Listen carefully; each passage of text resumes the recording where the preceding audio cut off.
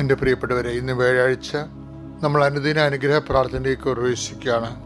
അനുദിനമുള്ള അനുഗ്രഹം ലഭിക്കുന്നതിന് വേണ്ടി കർത്താവ് സജ്ജീകരിച്ച ഒരു വലിയ ദൈവശുശ്രൂഷയാണിത്. എല്ലാവർക്കും 5:30 മണിക്ക് എഴുന്നേറ്റിട്ട് അച്ഛനോട് ചേർന്ന് പ്രാർത്ഥിക്കാൻ കഴിയുകയും ഇന്നത്തെ നമ്മുടെ ജീവിതത്തിൻ്റെ ഭാരങ്ങൾ പരിശുദ്ധ അമ്മയുടെ മാധ്യസ്ഥത്തിൽ ഈശോനെ ഏൽപ്പിക്കാൻ പറ്റുന്ന വലിയ സമയമാണ്. അതുകൊണ്ട് തന്നെ ആവശ്യത്തോടും സന്തോഷത്തോടും കൂടെ വേണം ഇതിൽ പങ്കെടുക്കാൻ. കർത്താവേ, നിന്റെ വിശുദ്ധ പൗരോഹിത്യത്തെ മഹത്വപ്പെടുത്തണമേ. കർത്താവേ, സഭയിലുള്ള സാന്നിധ്യം പ്രകടമാക്കണമേ.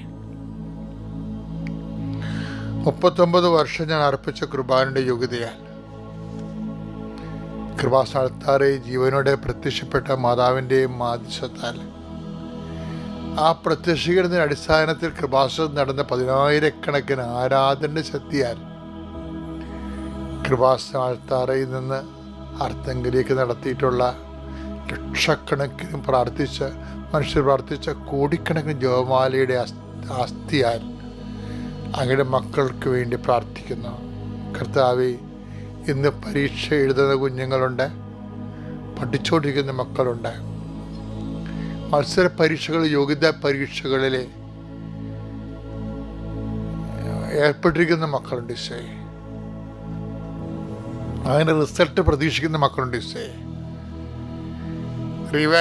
റിസൾട്ട് വന്നിട്ട് റീവാലുവേഷന് കൊടുക്കണോ വേണ്ടയോ എന്നൊക്കെ പറഞ്ഞ് കൺഫ്യൂഷൻ അടിച്ചിരിക്കുന്ന മക്കളുണ്ട് ഈശോയെ. അവർക്കെല്ലാം വ്യക്തതയുടെ വെളിച്ചം കൊടുക്കുന്നത് പ്രാർത്ഥിക്കുന്നു ഈശോയെ. ഈശോ, നിന്റെ വിശുദ്ധ പൗരോഹിത്യത്തെ മഹത്വപ്പെടുത്തുന്ന കർത്താവേ, ജീവിത മാർഗങ്ങൾക്ക് വേണ്ടി രാവിലെ ധൃതിയായിട്ട് പോകുന്നവർ, കൈത്തൊഴിൽ ചെയ്യുന്നവരുണ്ട് ഈശോയെ, ജോലിക്ക് പോകുന്നവരുണ്ട് ഈശോയെ, അധ്യാപകരുണ്ട് ഈശോയെ, കർത്താവ് തൊഴിൽ പഠിക്കുന്നതിന് വേണ്ടി പോകുന്നവരുണ്ട് ഈശോയെ, പഠിച്ച തൊഴിലിന് എക്സ്പീരിയൻസിന് വേണ്ടി ശ്രമിക്കുന്നവരുണ്ട് ഈശോയെ, ഈ എക്സ്പീരിയൻസ് സർട്ടിഫിക്കറ്റ് ലഭിക്കുക മുതലായ പല സർട്ടിഫിക്കറ്റുകൾ ആവശ്യമുള്ളവർ അതിനുവേണ്ടി യാത്രയാവുന്നവരുണ്ട് ഈശോയെ. അവരെ എല്ലാം അങ്ങയുടെ തിരുസന്നിധിയിൽ സമർപ്പിച്ച് പ്രാർത്ഥിക്കുന്നു. അവരെല്ലാം അങ്ങയുടെ തിരുസന്നിധിയിൽ സമർപ്പിച്ച് പ്രാർത്ഥിക്കുന്നു. കർത്താവേ, ജോലി നഷ്ടപ്പെടുന്നുണ്ട്. മാർച്ച് മാസത്തിൽ ഒത്തിരി പേർക്ക് ജപ്തി നടപടി വന്നിരിക്കുന്നുണ്ട് ഈശോയെ. കുറച്ച് പൈസ അടച്ചു കൊടുത്താൽ അവർ രക്ഷപ്പെടും. അങ്ങനെ അടക്കാനുള്ളൊരു മാർഗം അവർക്ക് നൽകണമെന്ന് പ്രാർത്ഥിക്കുന്നു ഈശോയെ. വല്ലാത്ത രീതിയിൽ ആദി കൊണ്ട് വ്യാധി കൊണ്ട് ഭാരം കൊണ്ട് നിൽക്കുന്ന അത്രയേറെ മക്കളുണ്ട് ഈശോ. അവരെല്ലാം നീ സ്പർശിക്കണം. അവർക്കെല്ലാം അവരെന്ത് വിഷയത്തിനാണ് വേദനിക്കുന്നത്, ഏത് വിഷയത്തിനാണ് വേദനിക്കുന്നത്, ആ വിഷയത്തിന് മേലെ ഇന്ന് ദൈവിക തീരുമാനം ഉണ്ടാകാനും കർത്താവേ, അവർക്ക് രക്ഷപ്പെടാൻ പറ്റാത്ത മാർഗത്തിൽ ദൈവം തന്നെ രക്ഷയുടെ വഴി അവർക്ക് കാണിച്ചു കൊടുക്കാനും കാനായിലെ കല്യാണ കുടുംബത്തെ കടഞ്ഞു നിന്ന പരിശുദ്ധ അമ്മയുടെ മാധ്യസ്ഥ അവർക്ക് ഉണ്ടാകണമെന്ന് പ്രാർത്ഥിക്കുന്നു. എൻ്റെ കർത്താവിൻ്റെ ഉന്നതമായ നാമത്തിൽ, സഭയുടെ അധികാരത്തിൽ, കുരിശിൻ്റെ അടയാളത്തിൽ വിവാഹത്തിനായി ഒരുങ്ങുന്നവരെ, നോൻപ് കഴിയുമ്പോൾ വിവാഹം വെച്ചിട്ടുള്ളവരെ അതെല്ലാം ഭംഗിയായിട്ട് നിർവഹിക്കാൻ കർത്താവ് ആവശ്യമായ കൃപ പ്രാർത്ഥിക്കുന്നു. കർത്താവ്, നോൻപിന് മുമ്പ് ഒത്തിരിയേറെ വിവാഹങ്ങൾ നടന്നു. പക്ഷെ അവരെല്ലാം മധുവിധൻ്റെ ലഹരിയിൽ നോൻപും മറന്ന് നടക്കുന്നവരുണ്ട്, ദൈവത്തെ മറന്ന് നടക്കുന്നവരുണ്ട്. അങ്ങനെയുള്ളവരും കർത്താവെ പതുക്കെ കർത്താവിൻ്റെ അരുവിലേക്ക് വരാനും ഈ കാലങ്ങളെല്ലാം അവരുടെ ജീവിതത്തിൽ ഏറ്റവും പ്രധാനപ്പെട്ടൊരു കാലമായിട്ടിത് മനസ്സിലാക്കുവാനും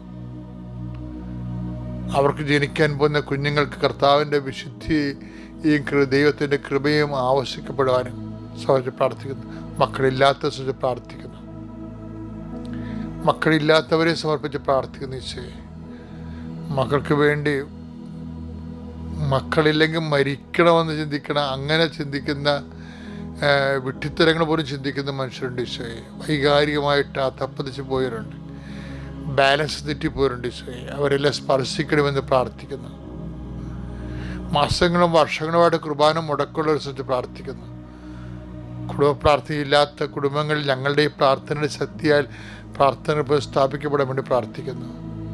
കർത്താവ്, ദൂരദേശത്തേക്ക് നാട് വിട്ടുപോയ മക്കളുണ്ട്, നാട് വിട്ടുപോയ അപ്പന്മാരുണ്ട് ഈശോയെ. മാനസിക രോഗം ബാധിച്ചിട്ട് കർത്താവ് ആത്മഹത്യയെക്കുറിച്ച് ചിന്തിക്കുന്നവരുണ്ട് ഈശോയെ. അവരെല്ലാം ആശ്വസിപ്പിക്കണമേ, തിരികെ പിടിക്കണമേ എന്ന് പ്രാർത്ഥിക്കുന്നു. എൻ്റെ കർത്താവിന് ഉന്നതമായ നാമത്തിൽ, സഭയുടെ അധികാരത്തിൽ, കുരിശിൻ്റെ അടയാളത്തിൽ ദൈവശക്തി ഞാൻ അനുഗ്രഹിക്കപ്പെടട്ടെ. വിശ്വാസ പ്രമാണം. സർവശക്തനായ പിതാവും ആകാശത്തിൻ്റെയും ഭൂമിയുടെയും സൃഷ്ടാവുമായ ദൈവത്തിൽ ഞാൻ വിശ്വസിക്കുന്നു. അവിടുത്തെ ഏകപുത്രനും ഞങ്ങളുടെ കർത്താവുമായ ഈശോമിശിഹായിലും ഞാൻ വിശ്വസിക്കുന്നു. ഈ പുത്രൻ പരിശുദ്ധാത്മാവിനാൽ ഗർഭസ്ഥനായി കന്യകാമറിയത്തിൽ നിന്ന് പിറന്ന് പൊന്തിയോസ് പീലാത്തോസിന്റെ കാലത്ത് പീഡകൾ സഹിച്ച് കുരിശിൽ തറയ്ക്കപ്പെട്ട് മരിച്ച് അടക്കപ്പെട്ട് പാതാളങ്ങളിൽ ഇറങ്ങി മരിച്ചവരുടെ ഇടയിൽ നിന്ന് മൂന്നാം നാൾ ഉയർത്ത് സ്വർഗത്തിലേക്ക് എഴുന്നള്ളി സർവശക്തിയുള്ള പിതാവായ ദൈവത്തിന്റെ വലതുഭാഗത്തിരിക്കുന്നു. അവിടെ നിന്ന് ജീവിക്കുന്നവരെയും മരിച്ചവരെയും വിധിക്കുവാൻ വരുമെന്നും ഞാൻ വിശ്വസിക്കുന്നു. പരിശുദ്ധാത്മാവിലും ഞാൻ വിശ്വസിക്കുന്നു. വിശുദ്ധ കത്തോലിക്കാ സഭയിലും പുണ്യവാന്മാരുടെ ഐക്യത്തിലും പാപങ്ങളുടെ മോചനത്തിലും ശരീരത്തിന്റെ ഉയർപ്പിലും നിത്യമായ ജീവിതത്തിലും ഞാൻ വിശ്വസിക്കുന്നു. ആമേൻ. സ്വർഗ്ഗസ്ഥനായ ഞങ്ങളുടെ പിതാവേ, അങ്ങയുടെ നാമം പൂജിതമാകണമേ. അങ്ങയുടെ രാജ്യം വരണമേ. അങ്ങയുടെ തിരുമനസ് സ്വർഗത്തിലെ പോലെ ഭൂമിയിലും ആകണമേ. അന്നു വേണ്ടുന്ന ആഹാരം ഇന്ന് ഞങ്ങൾക്ക് തരണമേ. ഞങ്ങളോട് തെറ്റ് ചെയ്യുന്നവരോട് ഞങ്ങൾ ക്ഷമിക്കുന്നത് പോലെ ഞങ്ങളുടെ തെറ്റുകൾ ഞങ്ങളോടും ക്ഷമിക്കണമേ. ഞങ്ങളെ പ്രലോഭനത്തിൽ ഉൾപ്പെടുത്തരുതേ, തിന്മയിൽ ഞങ്ങൾ രക്ഷിക്കണമേ. ആമേൻ. നന്മ നിറഞ്ഞ മറിയമേ, സ്വസ്തി. കർത്താവ് അങ്ങയുടെ കൂടെ സ്ത്രീകളിൽ അങ്ങ് അനുഗ്രഹിക്കപ്പെട്ടവളാകുന്നു. അങ്ങയുടെ ഉദരത്തിൻ ഫലമായി ഈശോ അനുഗ്രഹിക്കപ്പെട്ടവനാകുന്നു. പരിശുദ്ധ മറിയമേ, തമ്പുരാന്റെ അമ്മേ, പാപികളായ ഞങ്ങൾക്ക് വേണ്ടി ഇപ്പോഴും ഞങ്ങളുടെ മരണസമയത്തും തമ്പുരാനോട് അപേക്ഷിക്കണമേ. ആമേൻ. നമ്മളെ ഇപ്പോഴ് എല്ലാവരും പരീക്ഷ മൂഡിലാണ്. എല്ലാ ദിവസവും കൃപാസനത്തിൽ നൂറുകണക്കിന് കുഞ്ഞുങ്ങൾ വന്ന് പരീക്ഷയ്ക്ക് വേണ്ടി പ്രാർത്ഥിക്കുന്നുണ്ട്. പക്ഷേ ഈ സമയത്ത് തന്നെ ചിന്തിക്കുന്ന വേറൊരു ചിന്തയുണ്ട്. എന്താണെന്നറിയാമോ? നല്ല മാർക്ക് മേടിച്ച് പാസ്സാകണം കർത്താവേ, നല്ല കോളേജ് അഡ്മിഷൻ കിട്ടണം. അങ്ങനെ ചിന്തിക്കും. സ്വാഭാവികമായിട്ട് ചിന്തിക്കുന്ന മനുഷ്യൻ എല്ലാവരും ചിന്തിക്കും. ഇനി കുഞ്ഞുങ്ങളെ ഒന്നാമത്തെ പ്രവേശനോത്സവത്തിന് ജൂൺ മാസത്തെ കുഞ്ഞുങ്ങളെ ചേർക്കുമല്ല. അപ്പോഴും മാതാപിതാക്കന്മാർ വിചാരിക്കണേ എന്താ, പ്രാർത്ഥിക്കുക എന്താ, കർത്താവ് നല്ല സ്കൂളിൽ അഡ്മിഷൻ മേടിക്കണം. മുതിർന്ന കുഞ്ഞുങ്ങളാണെങ്കിൽ നല്ല കോളേജിൽ അഡ്മിഷൻ മേടിക്കണം. ഇപ്പം കാറ്റ്, മാറ്റ്, അതിനൊക്കെ ഏത് കോളേജാണ് നല്ലത് അവിടെ അഡ്മിഷൻ മേടിക്കണം. അപ്പോൾ ആ ചിന്താഗതിക്ക് കുഴപ്പങ്ങളൊന്നുമില്ല. എല്ലാ മനുഷ്യരും ചിന്തിക്കും, നല്ല സ്കൂളിലെ കുഞ്ഞുങ്ങൾക്ക് അഡ്മിഷൻ വേണം, നല്ല കോളേജ് അഡ്മിഷൻ വേണം. അങ്ങനെ നമുക്ക് ആഗ്രഹിക്കുന്നതിനും കുഴപ്പമില്ല. പക്ഷെ കർത്താവ് ഒരു കാര്യം പറഞ്ഞിട്ടുണ്ട്. എന്താണ്? നമ്മൾ എന്താണ് ആഗ്രഹിക്കുന്നത് അതുപോലെ തന്നെ നമ്മൾ മറ്റുള്ളവരെ നമ്മൾക്ക് ചെയ്തു തരാൻ ആഗ്രഹിക്കുന്നത് നമ്മൾ അവർക്ക് ചെയ്ത് കൊടുക്കണമെന്ന്. എന്നുവെച്ചാൽ എൻ്റെ അർത്ഥം എന്താ മനസ്സിലായില്ലേ? എന്താണ്? നല്ല സ്കൂളിൽ അഡ്മിഷൻ കിട്ടണമെന്ന്, നല്ല കോളേജ് അഡ്മിഷൻ കിട്ടണമെന്ന് ആഗ്രഹിക്കുന്നുണ്ടാവില്ല. അത് മറ്റുള്ളവർ നമുക്ക് ചെയ്തു തരേണ്ട കാര്യങ്ങളാണ്. അപ്പോഴെന്താണ്? നമ്മളും അത് അവർക്ക് ചെയ്ത് കൊടുക്കണം. എന്താണ്? ആ അഡ്മിഷൻ കിട്ടാൻ പറ്റുന്ന രീതിയിൽ പഠിക്കണം. അതാണ് വിഷയം. മനസ്സിലായില്ലേ? അപ്പം അതുകൊണ്ട് നമ്മൾ എപ്പോഴും ശ്രദ്ധിക്കണം, നമ്മുടെ സൈഡാണ് എപ്പോഴും നോക്കണം. നമ്മുടെ കാര്യങ്ങളെല്ലാം ഭംഗിയായിരിക്കണമെന്നേ ഉള്ളൂ. ഇപ്പോൾ കുഞ്ഞുങ്ങൾക്കായാലും പിന്നെ ജോലി ആയാലും നല്ല രാജ്യത്ത് പോകണം. നല്ല രാജ്യത്ത് പോയി ജോലി ചെയ്യണം. എല്ലാവരും ആഗ്രഹിക്കുന്നതാണ്. പക്ഷെ നിൻ്റെ ആസ്തി എന്താ? നിൻ്റെ ആസ്തി എന്താണ്? അതാണ് വിഷയം.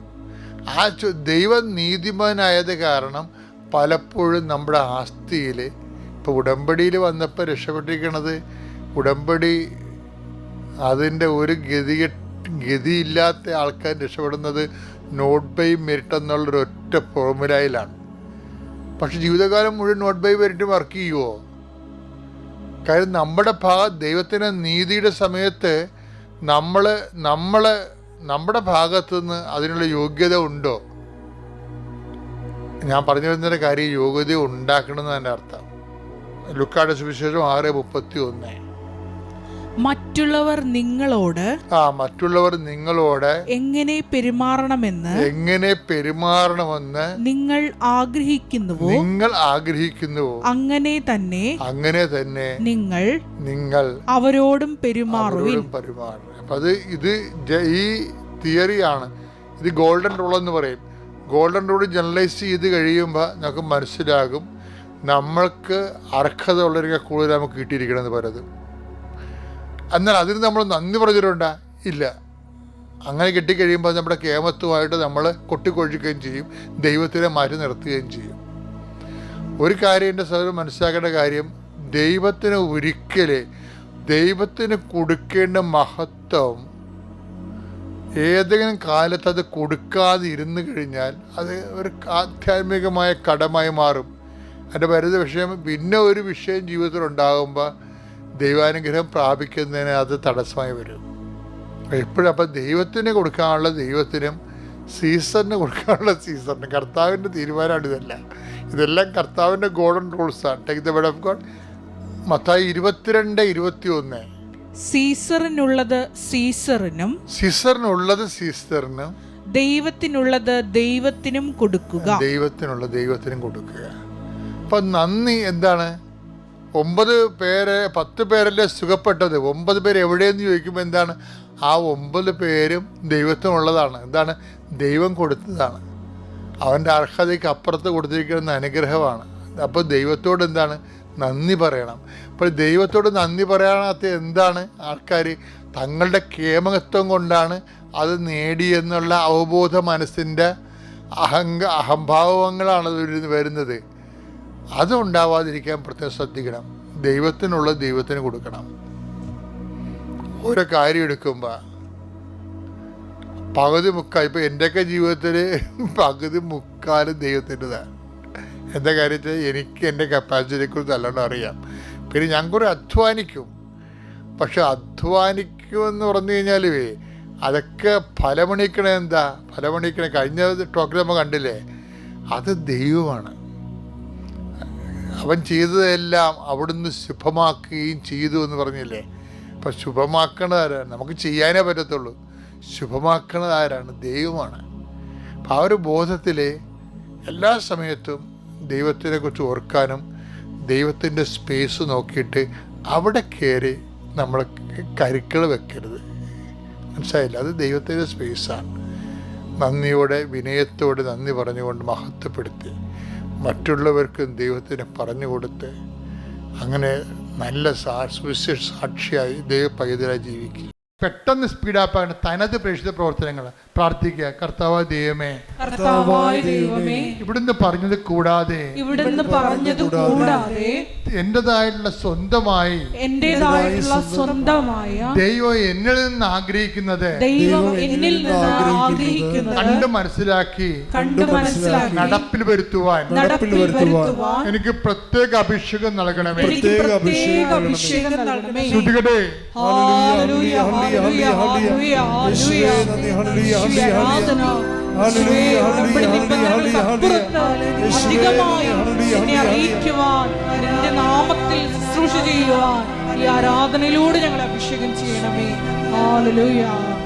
ഉടമ്പടി ഒരു ദൈവരാജ്യത്തിലെ വിരുന്ന് പോലെയാണ്. എന്താ കാര്യം? കർത്താവിൻ്റെ കഥ നിങ്ങൾ വഴിക്കവലകളിലും നാൽക്കവലകളിലും ചെന്നിട്ട് കൊള്ളാവുന്നവരെയും കൊള്ളരുതാത്തവരെയും ഒക്കെ വിരുന്നിന് വിളിക്കാൻ പറഞ്ഞിരിക്കുകയാണ്. ദൈവത്തിൻ്റെ തിരുസന്നിധിയിൽ കൊള്ളരുതാത്ത, ഇപ്പം ജെയ്സൺ തന്നെ ആദ്യകാല ജീവിതങ്ങളും മോശം ജീവിതമല്ല. മോശം ജീവിതം എന്ന് വെച്ച് കഴിഞ്ഞാൽ 5 പള്ളിയുണ്ട് അങ്ങക്ക് ചുറ്റും. ഒറ്റപ്പള്ളിയിലും പോയി കുർബാന കാണത്തില്ല. അതല്ലേ മോശം ജീവിതം എന്ന് പറയണ. അപ്പോൾ കൊള്ളാവുന്നവരെയും കൊള്ളരുതാത്തവരെയും ഒക്കെ Take the word of God. Mathai 22:9-10. അതിനാൽ നിങ്ങൾ വഴിക്കവലകളിൽ ചെന്ന് അവിടെ കണ്ടെത്തുന്നവരെ എല്ലാം വിവാഹ വിരുന്നിന് ക്ഷണിക്കുവിൻ. ആ ഭൃത്യന്മാർ നിരത്തുകളിൽ ചെന്ന് ദുഷ്ടരും ശിഷ്ടരും ഉൾപ്പെടെ കണ്ടെത്തിയവരെ എല്ലാം വിളിച്ചുകൂട്ടി. അങ്ങനെ വിരുന്നുശാല അതിഥികളെ കൊണ്ട് നിറഞ്ഞു. വിരുന്നുശാല നിറഞ്ഞിരിക്കണം, കണ്ടില്ലേ? അതിഥികളെ കൊണ്ട് കൊള്ളരുന്നവരും കൊള്ളരുതാത്തവരും എല്ലാം ഉണ്ട് വിരുന്നുശാല. പക്ഷെ ഒരു പ്രശ്നമുണ്ട്. ഇനി യജമാനെ വിളിച്ചു ചേർത്ത് യജമാനം വരും, അപ്പോഴാണ് പ്രോബ്ലം. വായിച്ച്. അതിഥികളെ കാണാൻ രാജാവ് എഴുന്നള്ളിയപ്പോൾ വിവാഹ വസ്ത്രം ധരിക്കാത്ത കിടക്കുന്ന ചട്ടിങ്കലോ എന്താ കാര്യം? വിവാഹ വസ്ത്രം ധരിക്കാത്ത ഒരാളെ അവിടെ കണ്ടു. രാജാവ് അവനോട് ചോദിച്ചു, സ്നേഹിത, പല്ല് തേക്കാത്തവനെ, വിവാഹ വസ്ത്രം ധരിക്കാതെ നീ ഇവിടെ പ്രവേശിച്ചത് എങ്ങനെ? അവൻ മൗനം അവലംബിച്ചു, മിണ്ടിയില്ല. അപ്പോ അതിന്റെ കാര്യം 5-10 കേസുണ്ട്. 5-10 കേസുണ്ട്. പക്ഷെ ഒരു പ്രശ്നമുണ്ട്. ഇതിൽ നിന്ന് തൽക്കാലം കേസിലും ജാമ്യത്തിനായിട്ട് ഉടമ്പടി ചെയ്തിരിക്കണത്. പക്ഷെ മനസ്സിരിപ്പ് എന്താണ്? ജാമ്യം കിട്ടിയാലും അവരുടെ പണി കൊടുക്കുമെന്ന്. അതല്ലേ? അതാണ് പ്രശ്നം. കൊള്ളരാവുന്നവരെയും കൊള്ളരുതാത്തവരെയും വിളിച്ചിരിക്കുകയാണ്. നിങ്ങളാരും തെറ്റിദ്ധരിക്കൊന്നും വേണ്ട. നിങ്ങൾ നിങ്ങളുടെ തെറ്റിൽ നിലനിൽക്കാൻ തീരുമാനിച്ചെങ്കിലേ അടുത്ത ഭാഗം വായിച്ചേ. അപ്പോൾ രാജാവ് പരിചാരകന്മാരോട് പറഞ്ഞു. ആരോട്? എന്താ? സ്നേഹിത, വിവാഹ വസ്ത്രം എവിടെയെന്ന്. എന്താ കാര്യം? കൃപയാണ് വിവാഹ വസ്ത്രം. ആദ്യം കൃപ നഷ്ടപ്പെട്ട കക്ഷികളാണ് ഇല കൊണ്ട് തുണിയുണ്ടാക്കി, അത്തി ഇല കൊണ്ട് തുണിയുണ്ടാക്കി ജീവിച്ചിട്ട് അവസാനം ദൈവം ഗെറ്റ് ഔട്ട് അടിച്ചത്. അടുത്ത ഗെറ്റ് ഔട്ട് അടി തന്നെ കണ്ടില്ലേ? ആദ്യം അവനെ ആദ്യത്തിനും ഗെറ്റ് ഔട്ട് അടിച്ചില്ലേ? എന്താ കാര്യം? ദൈവത്തിൻ്റെ കൽപ്പനകൾ പാലിച്ചില്ല. അതുകൊണ്ട് പിന്നെ പുറത്തിറക്കിയപ്പോഴാണ് അവന്മാർക്ക് തുണിയില്ലെന്ന് മനസ്സിലായത്. അങ്ങനെ അത്തി ഇല കൊണ്ട് തുണി ഉണ്ടാക്കിയതാണ്. അങ്ങനെ ആളെ പാക്ക് ചെയ്ത് ഇപ്പം വീണ്ടും യജമാനം കയറി വരുമ്പോൾ എന്താ പറയുക? വിവാഹ വസ്ത്രമില്ലാത്ത, കൃപയില്ലാത്ത ആൾക്കാർ കണ്ടെത്തിയെന്ന്. അപ്പോൾ സ്നേഹിത എന്താ വായിച്ചോളൂ. അപ്പോൾ രാജാവ് പരിചാരകന്മാരോട് പറഞ്ഞു, അവനെ കൈകാലുകൾ കെട്ടി പുറത്തെ അന്ധകാരത്തിലേക്ക് വലിച്ചെറിയുക. അവിടെ വിലാപവും പല്ലുകടിയുമായിരിക്കും. എന്തെന്നാൽ വിളിക്കപ്പെട്ടവർ വളരെ, തെരഞ്ഞെടുക്കപ്പെട്ടവരോ ചുരുക്കം. ഇത് ഞാൻ പറഞ്ഞതാണോ? അല്ല, കർത്താവിന്റെ നിലപാടാണ്. ശ്രദ്ധിക്കട്ടെ. ഹല്ലേലൂയ, ഹല്ലേലൂയ, ഹല്ലേലൂയ, ഹല്ലേലൂയ. യേശുവേ നന്ദി, നന്ദി, ഹല്ലേലൂയ. യേശുവേ ആരാധന, ആരാധന, ആരാധന, ആരാധന. ഉടമ്പടി എന്ന് പറയുന്നത് നമ്മളൊരു ഉടുപ്പ് കൊണ്ടുവന്ന് വാഷിംഗ് മെഷീനിലിട്ടിട്ട് സ്വിച്ച് ഓൺ ചെയ്തിട്ട് അവിടുന്ന് അലക്കി തേച്ച് വന്ന പോലെ നിങ്ങൾ റെഡിമെയ്ഡായിട്ട് പെട്ടെന്നിങ്ങനെ വരണമെന്നല്ല. ഞാൻ പറഞ്ഞതിൻ്റെ അർത്ഥം ഇതാണ്. അജ്ഞതയുടെ കാലഘട്ടത്തെ ദൈവം കണക്കിലെടുത്തില്ല. എന്നാൽ 17-30 വായിച്ചത് എന്താണ്? എന്നാൽ ഇപ്പോഴാകട്ടെ എല്ലായിടത്തുമുള്ള എല്ലാവരും അനുദപിക്കണമെന്ന് ദൈവം ആഗ്രഹിക്കുന്നു, ദൈവം ആജ്ഞാപിക്കുന്നു. അപ്പോൾ എന്ത് പ്രശ്നം വെച്ച് കഴിഞ്ഞാൽ, ഉടമ്പടി വെളിപ്പെടുത്തുന്ന കാലത്ത് ആദ്യം കിട്ടിയ വചനം ഇതാണ്. എന്താണ്? എനിക്ക് പാപത്തെ ലിസ്റ്റ് വിജയകുമാറിനെ, എനിക്ക് അനുഗ്രഹത്തെ ലിസ്റ്റ് വിജയകുമാറിന് പാപത്തെ ലിസ്റ്റും. ഞാനത് കൂട്ടിവെച്ചപ്പോൾ ദൈവം എന്നോട് പറഞ്ഞതാണ്. എന്താണ്? നിങ്ങൾ പശ്ചാത്തപിക്കുവിൻ, നാളെ നിങ്ങളുടെ ഇടയിൽ കർത്താവ് അത്ഭുതം പ്രവർത്തിക്കും. ഞാൻ തൈക്കാട്ടുശ്ശേരി ഇരുന്നുകൊണ്ട് 2017 ഇത് പുസ്തകം എഴുതിക്കൊണ്ടിരിക്കുന്ന സമയത്താണ് പറഞ്ഞത്. നാളെ എന്ന് പറഞ്ഞ പഴയ നിയമത്തിലാണ്, പുതിയ നിയമത്തിൽ ഇന്നാണെന്ന്. കാര്യം പശ്ചാത്താപത്തിന് സമയബന്ധിതമായിട്ട് ചുരുക്കം ഉണ്ടാകുമെന്ന്. സക്കേവൂസിന്റെ കർത്താവ് പറഞ്ഞത് ഇന്നീ ഭവനത്തിന് രക്ഷ കൈവന്നിരിക്കണം. അപ്പോൾ ഒരു നിമിഷം നേരത്തെ നീ കർത്താവിൽ വിശുദ്ധീകരിച്ചാൽ ഉടമ്പടി അത്രയും പെട്ടെന്ന്. അതുകൊണ്ട് ആദ്യകാലം തന്നെ കൃപാസനത്തിൻ്റെ പത്രത്തിൻ്റെ മുഖപേജിൽ ഉടമ്പടി ഉടനടി പരിഹാരം എന്നാണ് കണ്ടത്. ഉടനടി പരിഹാരം. ഇപ്പോഴും അത് മാറ്റിയിട്ടൊന്നുമില്ല. കാര്യം നമ്മൾ ആ ഫ്രണ്ട് പേജിലൊക്കെ നോക്കിക്കഴിഞ്ഞാൽ മനസ്സിലാകും ഉടനടി ഉണ്ടായ പരിഹാരങ്ങൾ തന്നെ എഴുതിയിരിക്കണം അവിടെ. ഉടമ്പടി എടുത്തപ്പോൾ ഇന്ന് ഈ ആഴ്ച നടന്നിട്ടുള്ള കാര്യങ്ങളാണ് അവിടെ എഴുതിയിരിക്കുന്നത്. അതാണ് അത് മാറ്റമില്ല. അതിനെ ഞാൻ പറഞ്ഞു വരുന്നതിൻ്റെ കാരണം അനുതാപവും അനുഗ്രഹവും തമ്മിൽ ഭയങ്കരമായി ഇൻ്റർ കണക്റ്റഡ് ആണ്. ഇപ്പം ജെയ്സനെ സംബന്ധിച്ചിടത്തോളം അനുതാപവും കിട്ടിയപ്പോൾ എന്നാ പറ്റി, 12 കൊല്ലം മുമ്പ് നടന്ന സംഭവമാണ് ഇപ്പോൾ എഴുതിയിരിക്കുന്നത്. 2012 ഗ്രീസിൽ റെസ്റ്റോറൻറ്റിൽ അപേക്ഷ കൊടുത്തിരിക്കുന്നത്. 2012 വരെ ആരും കോൾ ഫോർ ചെയ്തില്ല. ജെയ്സൺ പറഞ്ഞ ഷങ്കൻ വിസയ്ക്ക് വേണ്ടിയാണ് ഞാൻ അപേക്ഷിച്ചത്. അതിൽ ഡോക്യുമെൻ്റ് മുഴുവനും തെറ്റായിരുന്നു.